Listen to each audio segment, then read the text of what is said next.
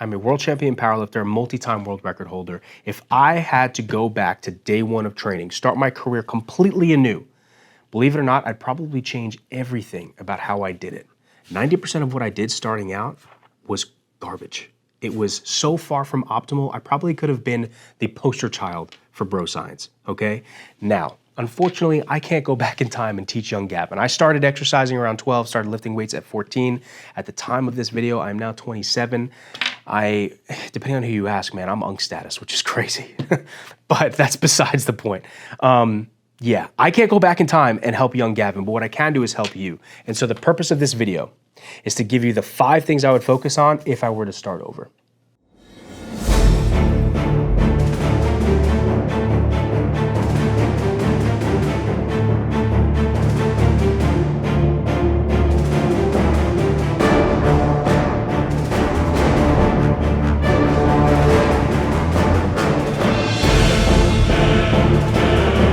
Very first thing we got to talk about is getting really good at the basics. Nobody told me what the basics were.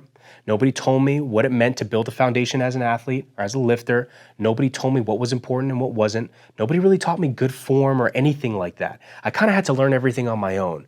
And the truth is, a lot of people have that type of start. A lot of people have that journey. Even in a day and age like today, when we have so much information and so much access, sometimes it's just too much. You don't even know who to listen to, where to turn, what's right and what's wrong. Everybody's got differing opinions, right?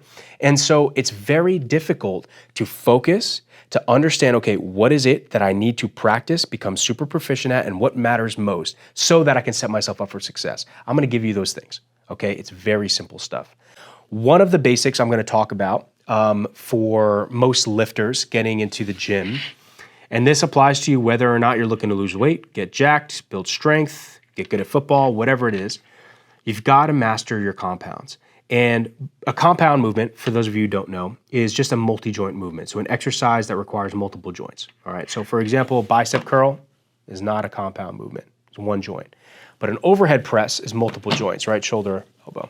So compounds are really special and very important. In my opinion, they build a ridiculous amount of density. They build phenomenal amounts of intramuscular coordination. You got to use a lot of your body to coordinate a lot of your muscles to get the movement going, right? To produce force in the movement. And then the last thing that they do is they help you progressively overload properly, if that makes sense. Because a compound movement, more often than not, because you're using multiple muscle groups, you can handle more load. So it's easier to create progress through load over time than if you're just to load one single muscle group, right? And that's, in my opinion, one of the best ways to start out as a beginner athlete, because you can handle a lot. You'll recover pretty fast and you'll get strong pretty fast.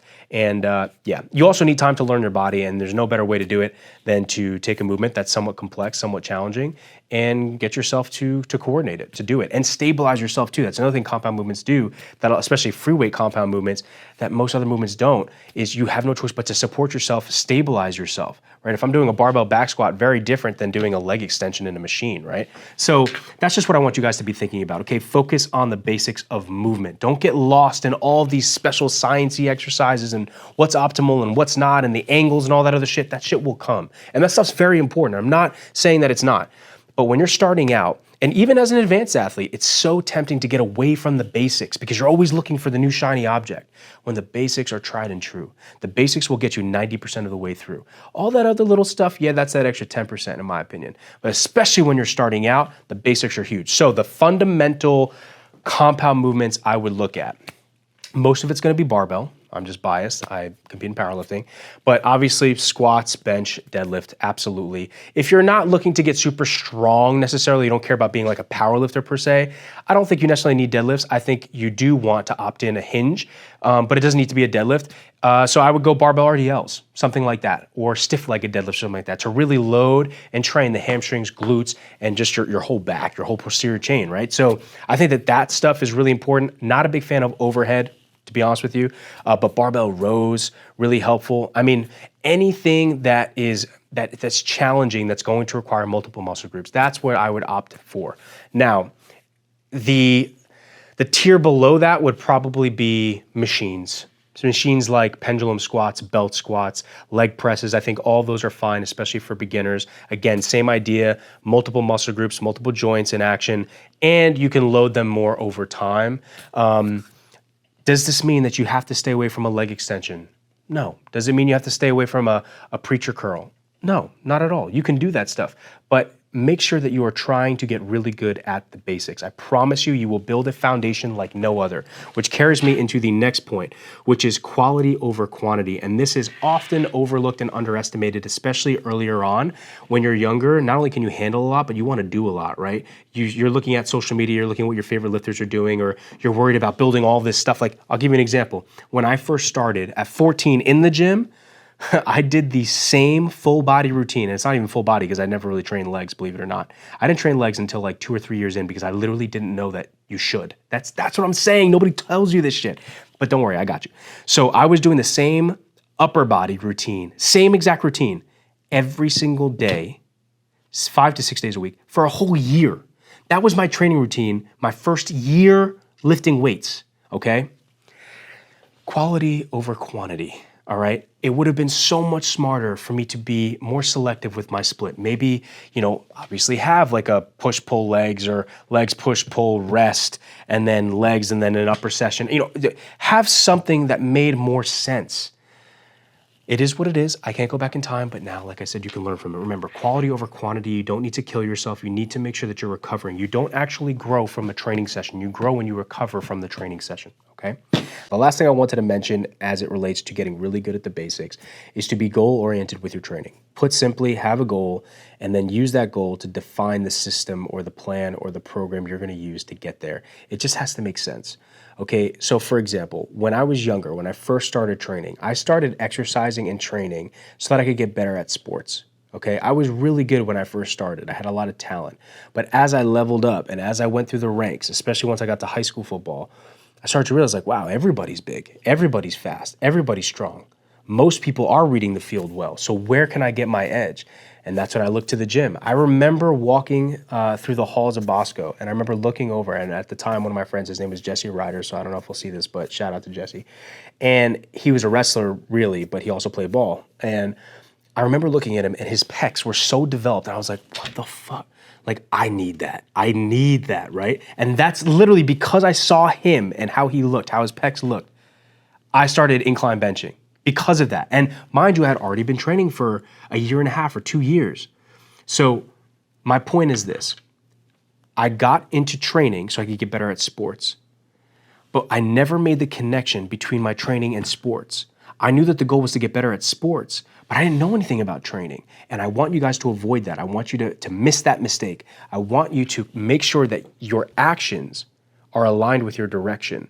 That if you're saying you're training to lose weight, that your training makes sense for that, and your nutrition makes sense for that, but we'll talk about that. If you say you're trying to train to get better at ball, then yeah, you have to make sure your training program reflects that. And that might take hiring a coach. It may take purchasing a program or speaking to strength and conditioning coaches in your area on how you can design one of your own. Like, that's what it might take, but that will get you so much further ahead than just being aimless. I didn't follow my first training program until I got into high school, and I was about a sophomore or junior in high school, and I started doing CrossFit. And my goal was to compete in CrossFit at the time. And technically, I'm following a program there because the coaches had WODs. And so they were programming our workouts, right? So that was my first introduction to that. After that, it was really just a matter of me constantly learning my own stuff, digesting my own stuff, listening to other coaches, building out my own programming. Then I started Olympic weightlifting out of an academy in Westchester. So I had programming from that coach directly. Did that for about a year or so, year and a half. Then when I went to college, again, went back to my own self. Then, once I was a junior in college, that's when I started powerlifting, and here we are. You know what I mean? So I hired a coach for that. My point is, I made the most amount of progress when I had programming, when I had a plan, when I had a system. And that system was a result of a goal. I had a goal. All right, what am I training for? What am I trying to do? Okay, well, let me make sure what I'm doing matches that. It's gonna help me achieve that. And the last example I'm gonna give you before we move on here is, imagine I said I wanna get super strong and jacked, but then I start running 5 miles a day and that's all I did. All I did was run. Does that sound like it's gonna get me there? No, right? But you wouldn't know any better. You don't know what you don't know. So I'm telling you, make sure that you have a goal and that your goal is aligned, it matches, it makes sense with your training. Okay, now the second point is to track everything. And this is something that maybe you already do, maybe you don't. I didn't start doing it until I was a powerlifter. But this is huge. Tracking everything does multiple things for you. Number one, if nothing else, it serves as a database, a literal database, a collection of systems that either have worked for you or haven't. That's at the bare minimum, it shows you your past, which is really special because you can learn from it. The next thing it does is it helps you then create reliable, more predictable outcomes in the future because you can structure things based on the past. So it helps you quite literally alter the future. That's huge. The last thing it does is it holds you accountable. The best program in the world will not work if the person who uses it doesn't show the fuck up, period. If you track everything, that forces you to be accountable. It's no different than like journaling, right? If you are making sure that you are showing up and you're writing everything down, like I said, gives you good data to work from in the past, can help you make good decisions moving forward in the future, but above everything else, it can help you stay on track. It can help you stay accountable. Now, the offshoot to these three things is ultimately it can help you develop good strategy. Okay, that's it. And if you are tracking everything, then you are probably more likely to reach out for help, ask questions, do research, figure things out when problems arise. And problems will arise. But it just means that you are now that type of individual because you're that on top of it. It's no different than your nutrition, your sleep, anything else. Whatever gets measured gets managed. And so tracking your training is super, super important. The other thing it does really well is it almost forces you to create real progressions. Remember we said get really good at the basics? Well, part of that means training implementation. So if you are training and you're training hard, right? You're pushing yourself, you're doing, a good amount of volume each week, you're hitting each muscle group, let's say twice a week. If you track, you can easily look back and say, okay, last week I did 3 sets of 10 with 50 pounds on the flat bench press. Now I'm gonna do 3 sets of 8 with 55 pounds, or three sets of 10 with 55, or 1 set of 10 with 55, and then 2 sets of 10 with 50. I'm creating some form of progression. When I track, it makes it easier to do that, right? I'm not just going off the rip here. Before moving on to the third thing we're gonna talk about, like I said, it is extremely important to make sure you have a good system in place, a good plan, so that you can get the results you want. It's that simple. It's really important to master the basics, and it makes it a lot easier if you have someone help you do that, okay? In other words, I highly recommend you hire a coach. There's a lot of great coaches out there. There are a lot of free resources even out there to help you get started before you make that investment. But there's a reason why the best athletes in the world in any and every sport have a coach. They have someone who can oversee everything, who can make decisions with them, who they can collaborate with, who athletes can lean on. It's really important and really, really helpful, okay? That said, I do have my coaching waitlist live. I will be launching my private coaching for the first time in quite a while, probably within the next couple weeks. So the waitlist has been live for a little while. If you'd like the chance to work with me one-on-one, feel free to enter your information below. Now, the third thing we're going to talk about is something that I didn't focus on and I wasn't even really aware of until I graduated college, which is crazy. Like I said, I started exercising when I was 12, weight training when I was 14, and I'm 27 now. When I graduated college, I was 21, I guess. I didn't focus on this until 21 years old. Bro, this is huge. Prioritize your recovery as if it's your training. I was so focused on my training. I would go to the gym for hours, especially in high school when I had time. Bro, I would go to class. I went to school super early in the morning, unfortunately. But the cool part was that we got out super early. So I would get to school by 7 a.m. and I'd get out of school by 2:30 p.m., all right? I'd get home, I'd eat, do some homework, whatever I got to do. Maybe I'd hop on a video game with some friends, and then I'd go to the gym. And I'd be at the gym from like 7 p.m. till like 11 p.m. Sometimes I'd even go in the wee hours of the morning. Like I'd get there at like 10 p.m. and stay till like 1 a.m., 2 a.m. It's just, that was my life as a high schooler and even a little bit throughout college. It wasn't until I graduated college that I started to realize just how important my sleep was. please, please, please prioritize your sleep. This is huge. Create an actual schedule. Now, maybe a lot of you do this, and I'm just the weird one who just was completely undisciplined and never did it. But I do have a feeling that there are some of you who are not doing this. You need to prioritize your recovery, okay? And we're gonna talk about nutrition in a second, but nutrition is involved in this. But in terms of your recovery, I need you to think of overall ability to be prepared for your training sessions and make sure that you're not beating the shit out of your body. Okay, that's all I want you to do. What that means is prioritize your sleep, prioritize your hydration, your water intake, prioritize your protein intake, and just make sure that you're at least fueling yourself for your sessions. And we're gonna talk about it in a second, but in terms of everything else, that's it. Sleep, hydration, protein. Focus on those things and you'll be golden. The icing on the cake is to make sure that you can keep your life relatively low stress, make sure that you're relatively disciplined with everything, and maybe make sure that you are going for walks and you're getting movement in outside of just your training, right? Like that stuff is all icing on the cake. But again, sleep, hydration, protein, take care of those things. And protein, by the way, a gram of protein per pound of body weight at least. Like if you can do that, you'll be fine. Now, the fourth thing we're going to talk about is something that I was not aware of until much later in the game, too late in the game. And truthfully, had I been more aware of and on top of this, things definitely would have been different for me as an athlete and honestly as an individual. This fourth thing is to optimize your nutrition. Okay, so first you have to learn about nutrition. Learn what macros are. Learn what happens if you consume certain things and how your body might respond to those certain things, right? I'm talking like healthy foods versus unhealthy foods, minimally processed foods versus ultra processed foods. I want you guys to start becoming aware of what you're putting into your body. If you're starting out, if you're a high school athlete, college athlete, my advice to you is to eat to grow, essentially. Unless you are in an extreme sport like wrestling and something like that, and you obviously have weight classes and such, although even then I'd still advise this, just eat to grow. I'm not saying overconsume, I just don't want you to underconsume either, okay? The best way to do that is to learn your body. So again, do some research, learn what macros are, understand what it means to eat healthy, understand what your maintenance calories are, understand what happens if you were to increase your total caloric intake daily by 200 calories, 300 calories, or reduce it by 200 calories or 400 calories, right? I want you guys to just simply become more aware of your nutrition and how food affects your body and your brain, okay?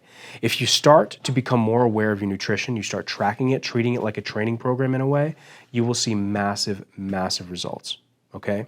So if I could go back to young Gavin, I would tell him, dude, man, you really need to start tracking and paying attention to your nutrition, not just how much you're putting into your body, but what you are putting into your body. And that will make a massive, massive difference in the long run. It'll probably save me a lot of headache too, because I've missed weight in multiple competitions, and that cost me some big, big moments. Okay, so again, very simple, optimize nutrition. Now, finally, the fifth and final thing I want to cover with you guys is something that I don't hear many people say, and it is to get around people who are better than you. I want you to surround yourself with individuals who know more than you, are stronger than you, faster than you, train more intense than you, have been doing it longer than you. I want you to put yourself in positions where you can learn from these people. Now, it's basically mentorship, but it's not mentorship in the I'm going to sell you a course type way, okay? This is mentorship in a I need to know more. I need to get better. What do you know that I don't? Because I'm going to tell you right now, you don't know what you don't know. And once you realize that, once you realize like, holy shit, there's so much I just don't know. That's when you truly reach a new level of humility, and that's when the gates open. The possibilities are endless. Everybody becomes somebody that you can learn from, and it's an amazing thing. I want you guys to be intentional about seeking that out. It's so helpful, guys. I have made the most growth as an intellectual, as an athlete, and as a coach, as a human, when I hired people to mentor me. And that looks like hiring a powerlifting coach. I've learned the most from my powerlifting coaches I've had over the years because they would give me their own methods, their own strategies, their own programming. I would pick their brain and I would be using it. So I would see in real time what the types of results I would get. I would ask my coaches, hey man, are there any books you recommend I read to get better on this?